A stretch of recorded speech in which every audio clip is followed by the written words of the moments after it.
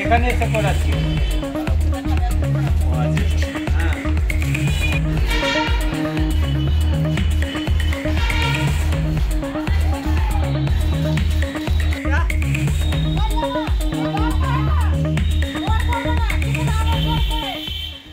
হতো তো ওটা তো ওখানে করে দিত আপনার এটা আপনি কি না এরকম করছেন দাদা? আমি বলতে স্বাস্থ্য সাথীর কার্ডের আমি অনেক দিন আগে অ্যাপ্লাই করেছিলাম, ফর্ম ফিল আপ করে অ্যাপ্লাই করেছিলাম 2-3 বার।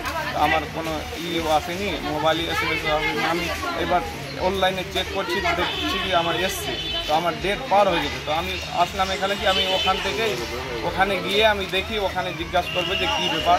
তো আমি ভিতরে গেলাম, তো বললো কারা যারা এগুলো বলছে ওরা কি ওখানকারই লোক, স্টাফ ওদের মধ্যে? হ্যাঁ, এখানকারই লোক। স্টাফ কি ওই স্টাফও সবাই মিলে করছে। ওদের সব যুক্ত আছে নাকি? সব যুক্ত আছে।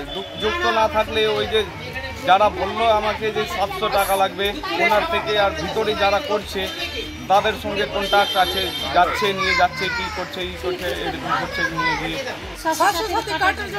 কোথায় এসেছিলেন? এইখানে ব্লকে।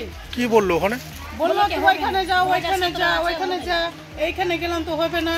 কি জন্য হবে না বললো? বললো হবে না, তো স্বামী স্ত্রী নামে ভরেন। আচ্ছা, কে আবার টাকা চাইছিল বলছেন? টাকা ওই দালাল চাইছে। কি বলছে? কি 700 টাকা দেন আপনি হয়ে যাবে। স্বাস্থ্যসাথী কার্ড নিয়ে দালাল চক্র আমি বলতে পারবো না কে করছে।